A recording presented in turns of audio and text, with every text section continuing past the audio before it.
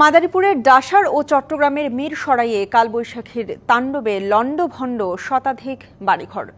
কোথাও উড়ে গেছে টিনের চালা। শত শত গাছপালা ভেঙে ব্যাহত হচ্ছে যোগাযোগ ব্যবস্থা। খুঁটি ভেঙে বন্ধ হয়ে গেছে বিদ্যুৎ সরবরাহ। ব্যাপক ক্ষতি হয়েছে ফসলেরও। মাদারীপুরের ডাসার উপজেলায় দুপুর 12টার দিকে বৃষ্টির সাথে শুরু হয় কালবৈশাখী। বালিগ্রাম, কাজীবাকাই, নবগ্রাম ও ডাসার ইউনিয়নে ঝড়ের তাণ্ডব চলে আধা ঘন্টা ধরে। সড়কের ওপর শত শত গাছ ভেঙে উপজেলার সাথে জেলা শহর ও অন্যান্য উপজেলার যোগাযোগ ব্যবস্থা বন্ধ হয়ে যায়। উড়ে গেছে টিনের ঘরের চালা, বিদ্যুৎ শূন্য হয়ে পড়ে পুরো এলাকা। এ সময় ফসলেরও ব্যাপক ক্ষতি হয়েছে। ঝড় ছাড়ছে, ঝড় ছেড়েই গাছটা পুরো একদম দোকানের উপরে পড়ছে। সমস্ত গাছপালা ভেঙে মানুষের ঘর বাড়ি, রান্নাঘর সমস্ত নষ্ট হয়ে গেছে।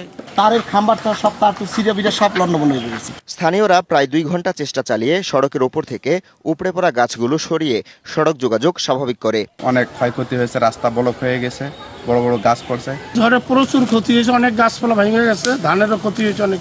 একনল হ্যান্ড ওয়াশ 100% প্যারাবেন ফ্রি, তাই নিরাপদ হাতের জন্য আস্থা রাখুন একনলে। ঝড়ে ক্ষতিগ্রস্তদের তালিকা প্রস্তুত করছে উপজেলা প্রশাসন। ঝড় শেষ হওয়ার সাথে সাথে আমাদের ইউনিয়ন পরিষদের যারা চেয়ারম্যান মহোদয় আছেন তাদেরকে এবং গ্রাম পুলিশদেরকে আমরা নির্দেশনা দিয়েছি যে কি পরিমাণ ক্ষয়ক্ষতি হয়েছে, ভৌত অবকাঠামো এবং ফসল সংক্রান্ত, সেগুলো আমাদেরকে দ্রুততম সময়ের মধ্যে প্রতিবেদন দেওয়ার জন্য পরবর্তীতে সেই প্রতিবেদন প্রাপ্তি সাপেক্ষে আমরা পরবর্তী ব্যবস্থা গ্রহণ করব। চট্টগ্রামের মিরসরাইয়ে 1 ঘন্টা কালবৈশাখীর ঝড়ে লণ্ডভণ্ড হয়েছে শতাধিক বাড়িঘর। এছাড়া গাছপালা উপড়ে গেছে, বিভিন্ন স্থানে ভেঙেছে বহু বিদ্যুতের খুঁটি। ইছাখালী ও মাঘাদিয়া ইউনিয়নের বিভিন্ন এলাকায় বন্ধ হয়ে গেছে বিদ্যুৎ সরবরাহ। এছাড়া উপজেলার বিভিন্ন এসএসসি ও সমমান পরীক্ষা কেন্দ্রে বিদ্যুৎ সংযোগ বিচ্ছিন্ন থাকায় বিপাকে পড়েন শিক্ষার্থীরা।